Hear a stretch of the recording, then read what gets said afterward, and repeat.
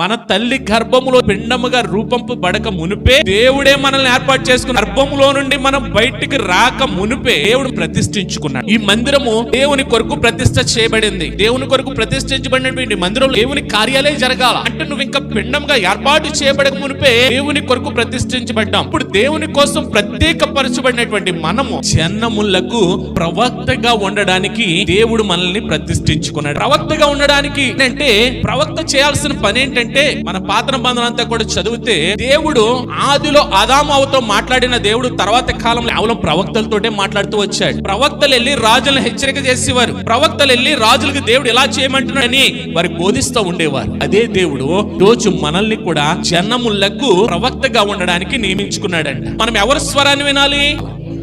వింటున్నామా? ఇప్పుడు మన ద్వారా ఎవరు హెచ్చరించబడాలి? జనములు హెచ్చరించబడాలి. హెచ్చరించాల్సినటువంటి మనం హెచ్చరించబడే స్థితిలో మనం ఉన్నాం ఈరోజు.